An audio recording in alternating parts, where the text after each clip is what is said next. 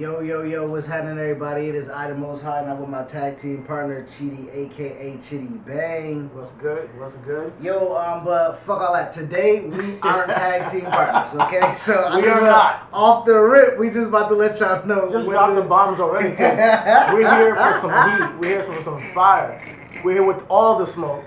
Shout out to Street Profits. Yeah, I mean, we're here for reasonable debate. Reasonable debate. Our very first inaugural reasonable debate. The real one. The real one. And here's how it's gonna work. We're doing Bret. Let's tell you right now, it's Bret versus Shawn today.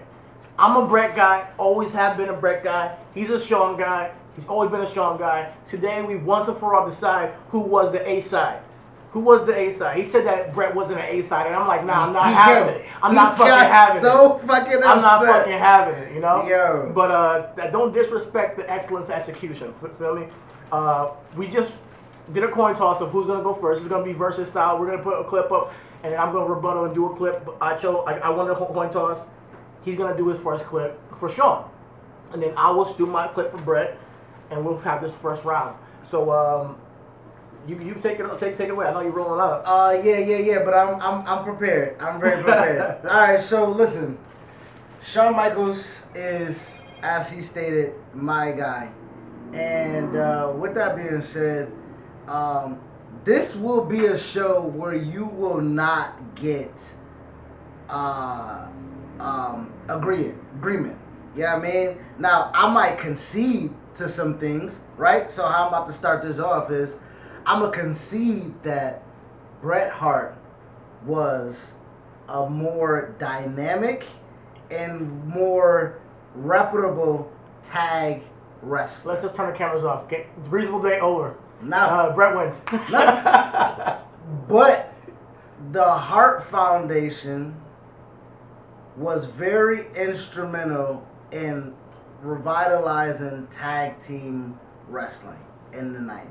Late 80s, early 90s. Thank you. But the Rockers were the boy band of fucking tag team wrestling.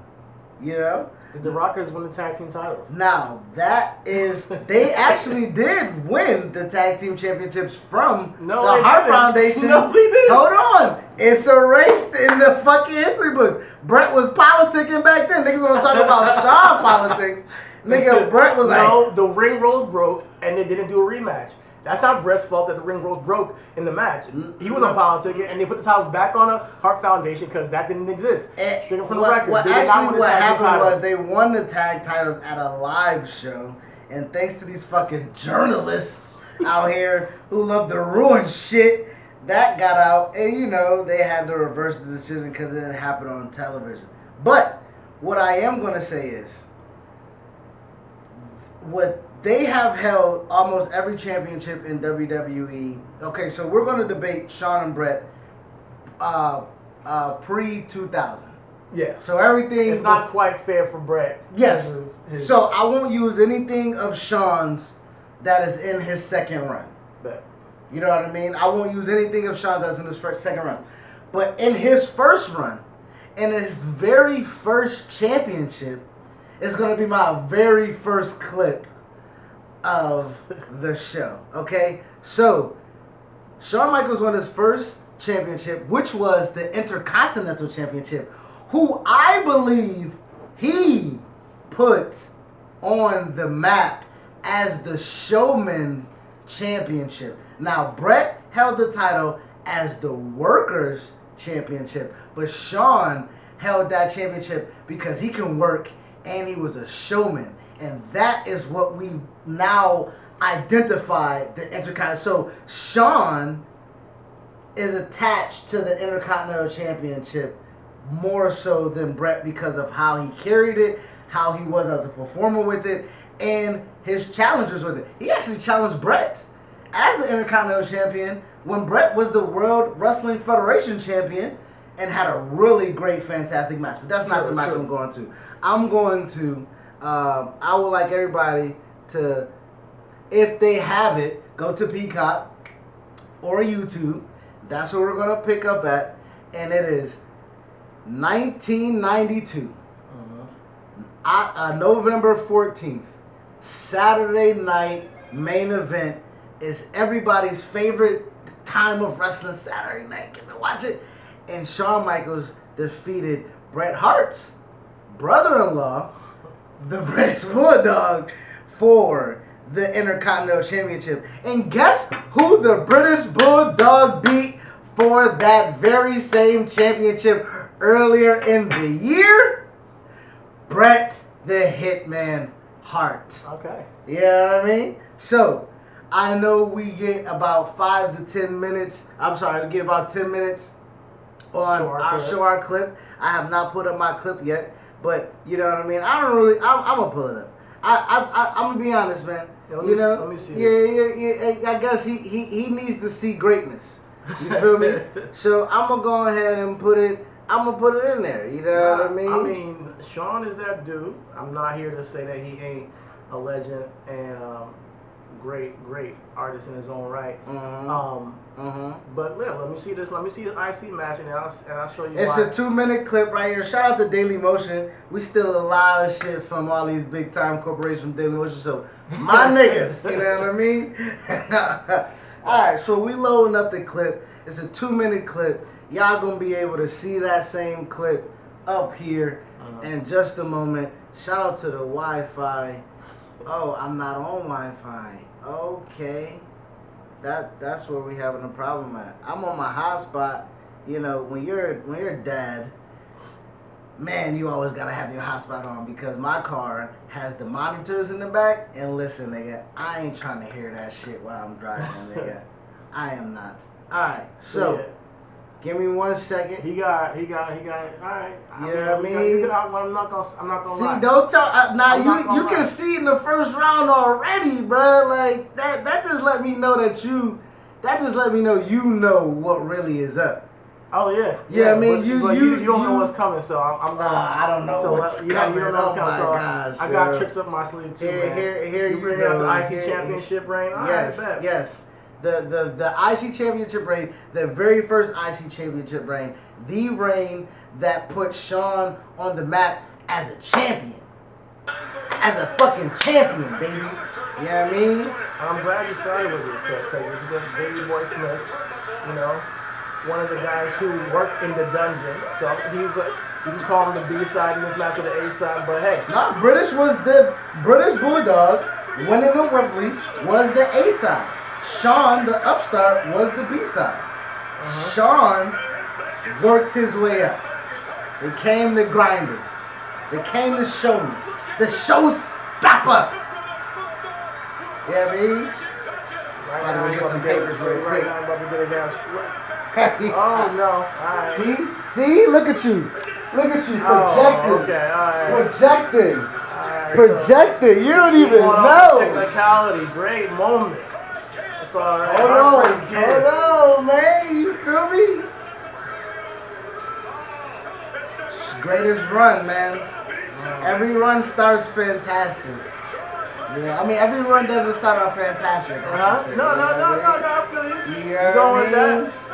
So, you know what? I like that you started with that in Davey Boy Smith, because your ass going to SummerSlam. I'm going to SummerSlam. I know your ass going to SummerSlam. I gotta go to SummerSlam. You know what I mean? Let me restart.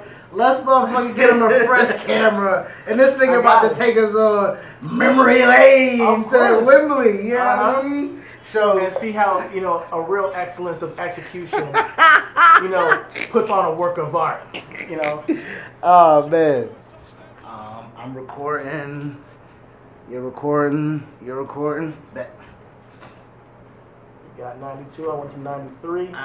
Wait, no. No, 92. No, It's the 92 same too? year. SummerSlam. Yes, that's true. SummerSlam 1992. Yeah, I mean.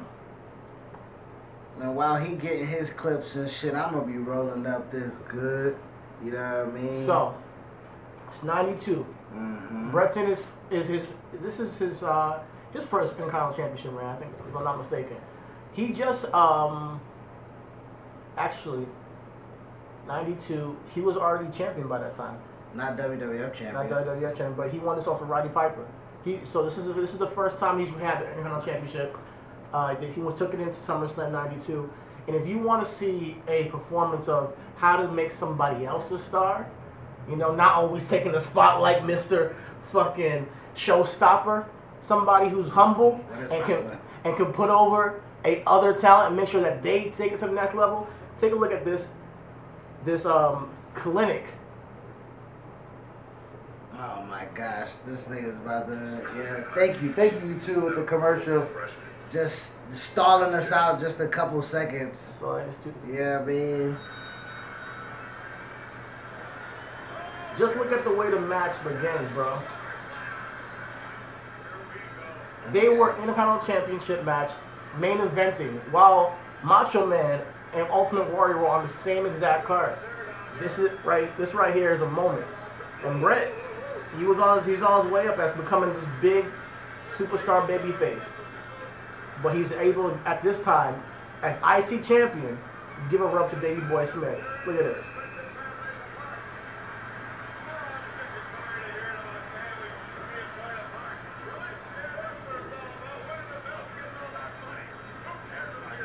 Thank you. You hear Bobby Heenan setting us up to what Shawn is? Who gives a F about family? It's all about making money. I love Bobby Heenan. Drop down, leapfrog. All right. Already showing the fans like, all right, this guy came to play.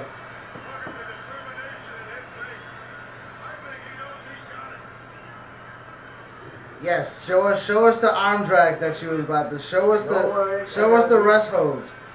Show us the rest holds. No, I don't want to see the rest holds. I don't want us to get us bogged down and the technicalities of professional wrestling, which was what Bret hung his hat on. You know what I mean? Because Bret is a student of the game. You know? Okay. Bret is not just out here to just do spectacular moves. He's out there to tell a story. And that's why I personally have always been a Bret man, because he knew how to tell a story. This right here is a pure example of how to tell a story in the ring and get over a talent that, you know, is in his hometown. You know, mind you, they had, sorry for all these interruptions, but mind you, they had his sister in the crowd. Davey Boy's wife, Diana, is who she rooting for, you know? And obviously, you know, she's over there, you know, rooting for her husband, seeing her, but she's going against her brother. Adds drama to the match. How many fucking commercials does YouTube? This is why we do this. Shout out to Dailymotion. I'm gonna use them from now on. Is YouTube being on my side right now? Like, bruh. Nah, it's another ad coming, just to let you know. This is sabotage right now. This is sabotage.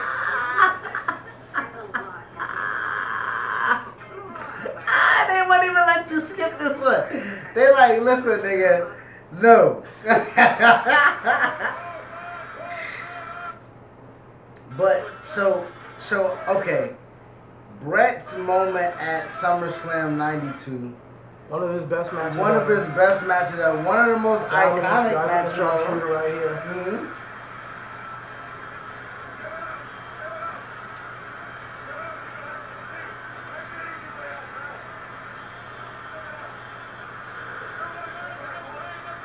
They told an excellent story about, you know, building British Bulldog up as the next guy that can hold the mantle.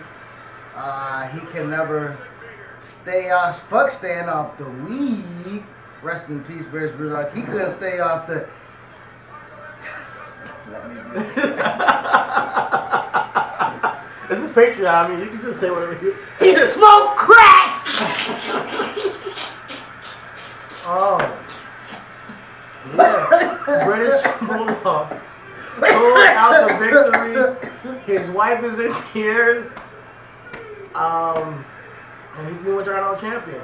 And he got it with the schoolboy, he rolled him up. You know, I believe that one of Bret's greatest attributes was his ability to work with any and everybody and make them look good, no matter how. And we're gonna see a little bit of that later on. But yo, what you got round 2, man? Round 2. Listen, man, I appreciate the trip down memory lane that you gave us. that we see, right? SummerSlam's right around the corner. You know what I mean? Pick up your Everything is Wrestling t-shirt, available, first edition. SummerSlam is the epitome of what was shown here from '92. Unfortunately, you showed a match where Bret lost, and I showed a match where Shawn won. So I, off of, reasonable. But who really won? Like, let's think about that. Shawn got a technicality, got an Intercontinental Championship win. But talking about moments and creative moments, right here, he created a moment with Brisboe that was pretty much Brisboe's best moment in his career. And Bret was able to provide that to him. Now, moving forward, Bret put over other people as well, including your boy Shawn. I mean, you're talking about putting over as if, the ideal of wrestling isn't to put on, like you say, the best show. And which is... Do you think that Shawn Michaels and Davey Boy was better than Bret Davey Boy? Ooh, and that's the question right here. Come on. And that's the debate. So, I'll leave it to y'all. But at the end of the day, let's end round one on that. Yeah. And we go motherfucking reset and go into round two on a motherfucking ding ding. You feel me? Bet, let's do it. Round two. Round two, fight. All right, so. My second moment, you went with that. Okay. My second moment, you went with a moment that's synonymous with SummerSlam. Yeah. I'm going to go with the moment that is synonymous with WrestleMania. And you're saying I can agree with you. Like, Bret can have a good match with anybody. You know what I mean? Bret can have a good match with anybody. But it's also the showmanship, right? And this is, I'm going to save this for my debate, but I'm just going to motherfucking, Jay-Z said it to Nas. You know what I mean? You made it a hot line, I made it a hot song. Okay. So, Bret, from word of mouth, introduced the ladder match to the World Wrestling Federation. Yes. From what all accounts, Bret was the one who introduced the ladder match, and actually I believe the ladder match was with Shawn, if I'm not mistaken. It was with Shawn. And then Shawn took that hot line and made a hot song by taking a friend of his, right? We saw Bret take a family member of his and carry him to a great match and an iconic moment and synonymous. Shawn reached down I know where you're going. and grabbed his guy, Scott Hall, a nigga that killed the man, allegedly, in self-defense. You feel me? He said, "Hey, my guy, come here, and I'ma literally help you climb to the top of the ladder at WrestleMania 10. So everybody, we know, but I'll put the clip up for you. That was not WrestleMania 10. It was WrestleMania 10. WrestleMania 10 was Bret and Shawn. That was a really good WrestleMania. Oh. Yeah, I'm thinking about it. Yeah. Come on. Yeah. You know me? WrestleMania 10 also featured J-Boy. You know what I mean? And he was the opener. You know what I mean? Opener and the closer. And the closer. Yeah. So but this is about Shawn. But I don't want to. But this is what I'm saying. His toes. Okay, but what do we remember from that motherfucking WrestleMania? What is in all the highlight packages?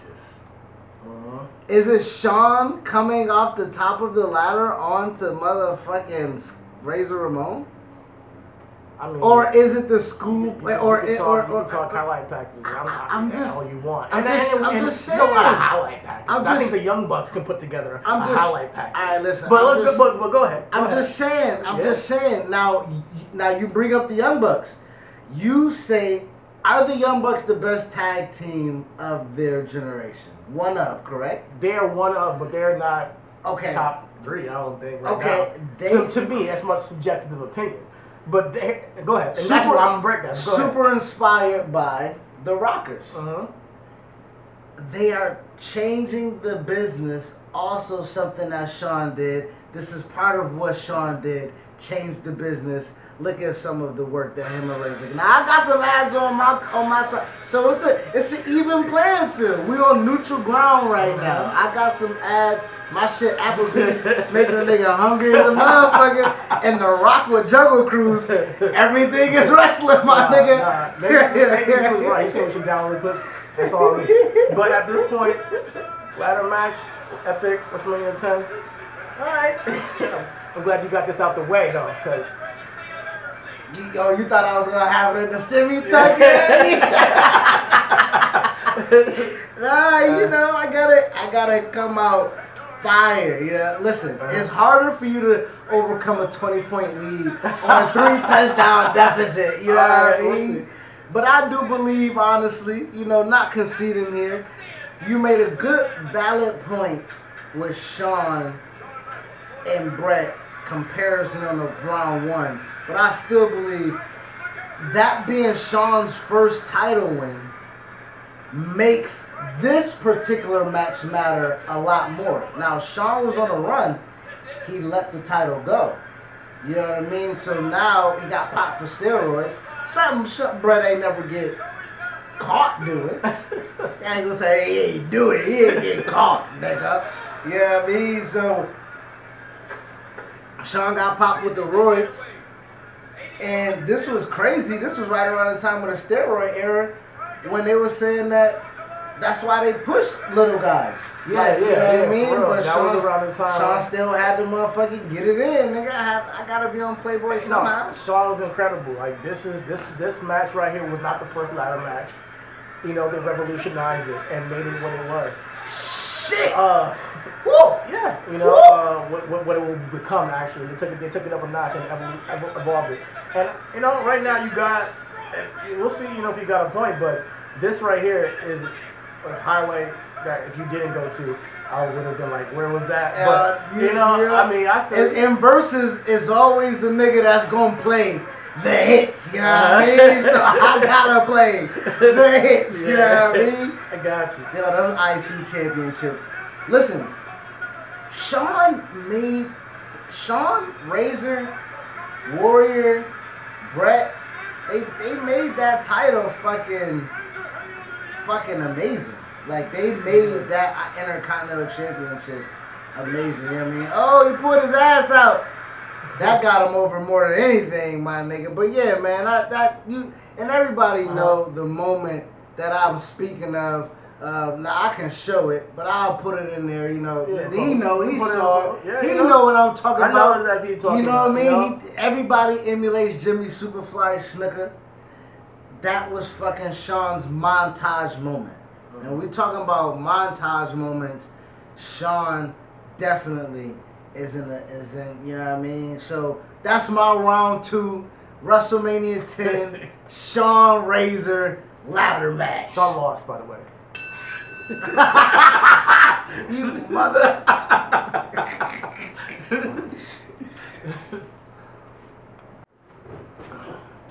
Alright, we back. You know, Cheaty's coming here with his version. I'm not gonna lie. That is a big that's a big moment, man.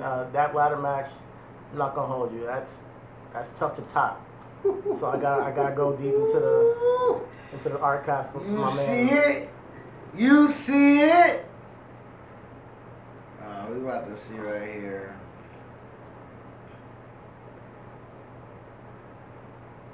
We gotta go to WrestleMania 13, Stone Cold Bret Hart. Whoa! I Quit match. Whoa! Talk about making stars, pulling a guy up. Whoa! Arguably made it the biggest star in the industry in this match.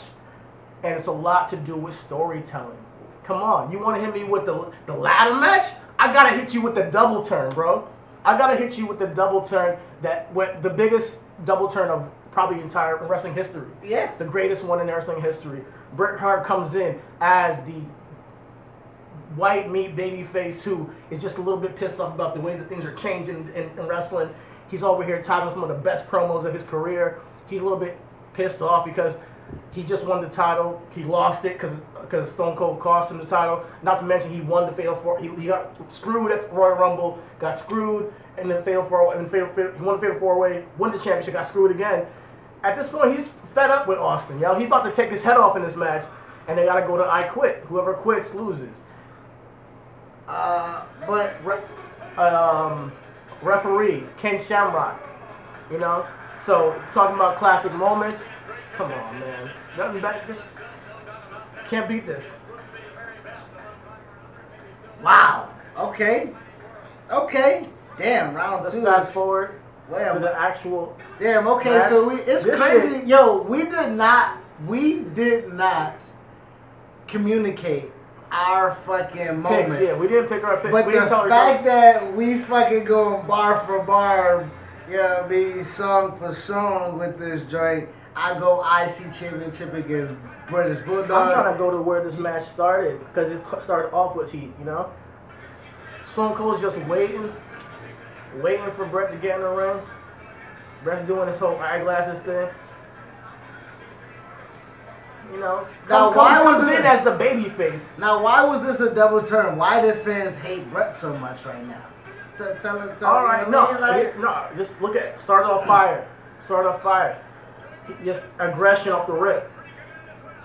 All throughout the match, storytelling. Throughout the match, we get them brawling in the In crowd. the crowd, yeah. Yo. Yeah. Brawling in the crowd. Yeah. To the crowd. They get back around. He goes after the leg. Woo! Figure 4 around the Figure ring f- post. Yeah. Austin, are you gonna quit here, bro? I mean, crowd is going nuts. Going nuts. Crowd is going nuts for this figure 4, my guy. No title on the line. This is just blood feud.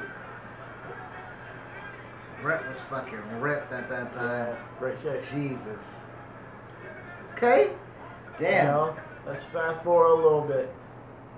Where? Oh. Wait. Where do we get color? Let's go to where we got color. Is there? Yeah,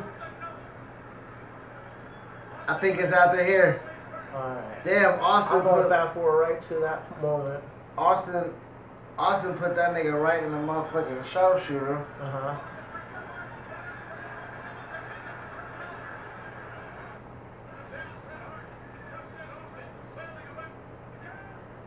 He throws him into the freaking announce table, knocks the homie over into the barricade.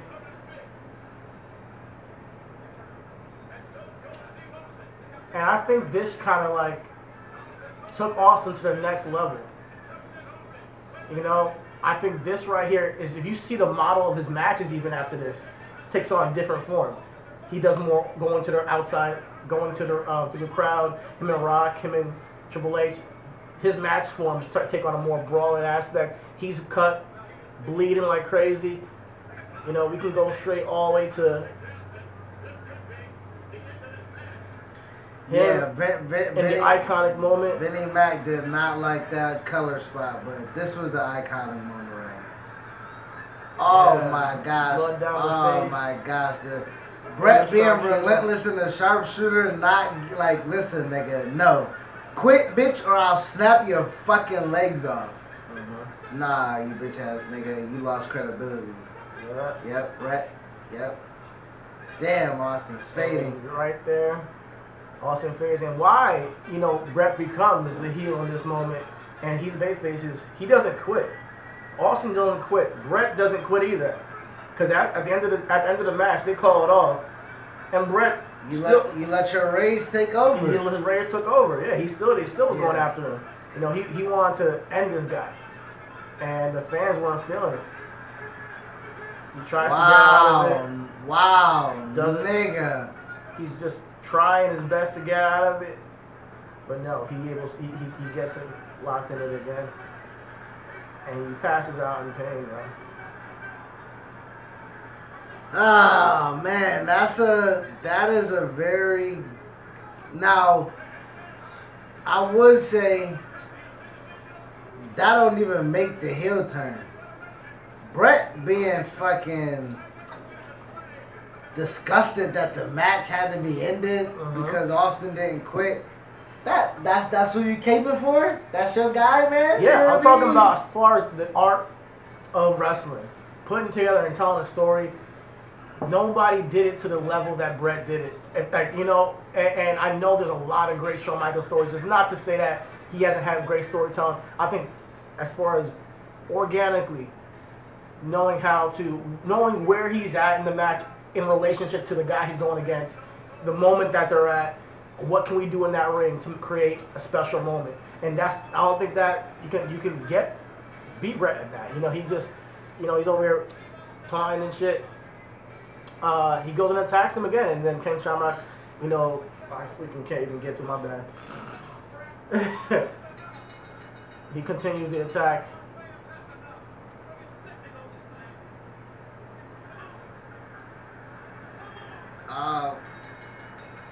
So Shamrock bodies him. WrestleMania Fans go 13. crazy. He's even getting over Ken Shamrock in this moment. So there you go. Everybody gets a reaction. I did you a dude. Yeah. Round 2.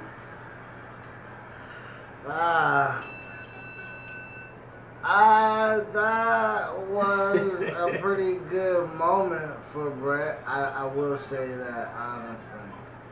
Like, that was a good moment. That was a good moment for Bret. Don't know if that was a better moment than WrestleMania 10. You know what I mean? It was more of a moment for Austin, more than anything.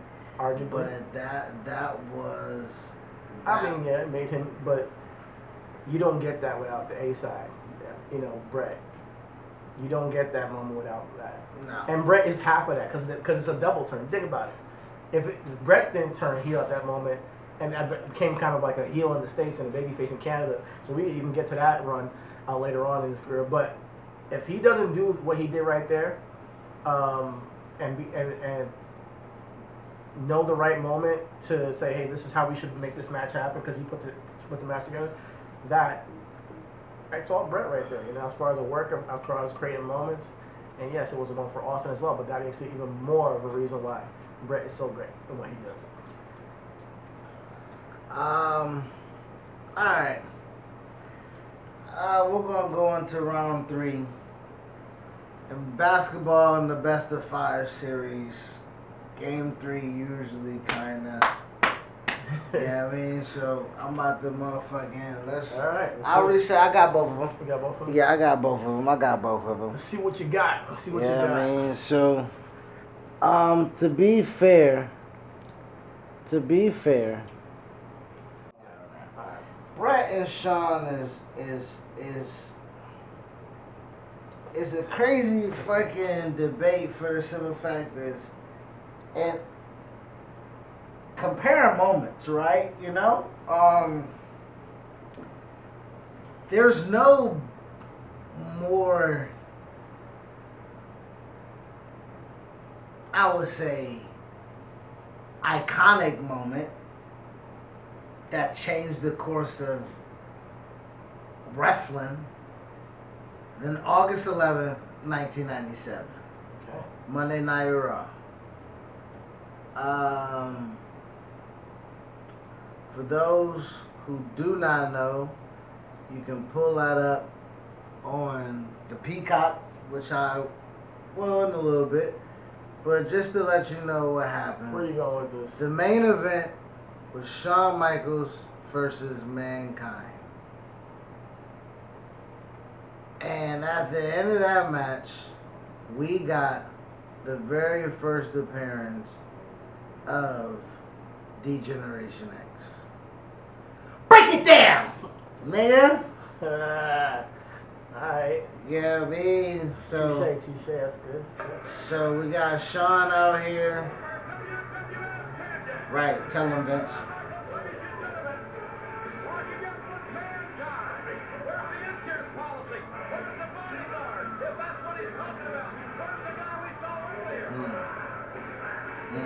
You know who the insurance policy was?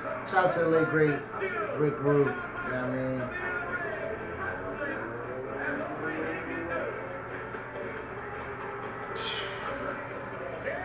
Shawn is just, geez, so much swag.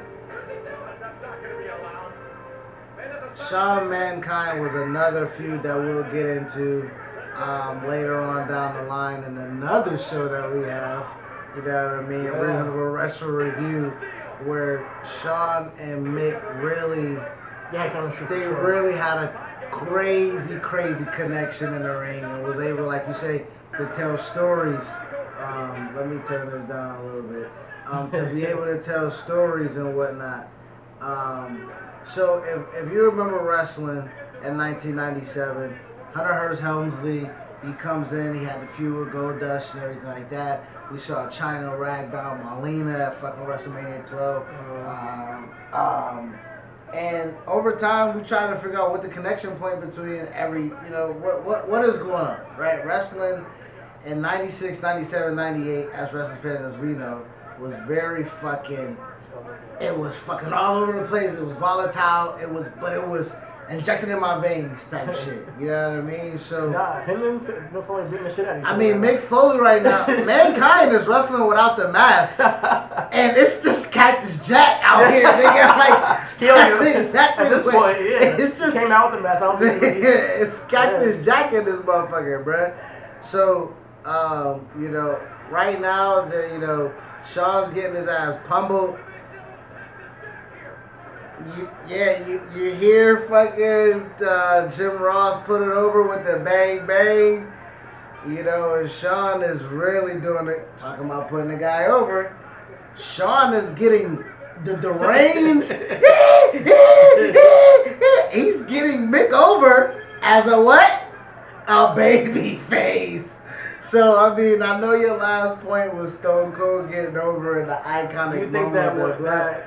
All right, go ahead. No, they're gonna do that. I feel you. And I'm giving you right. You're talking about two of the greats right now. So, I hear your point. He is part of Mick Foley's. Oh my! He's definitely part of Mick Foley's evolution. Jesus Christ. Rick Rude, what a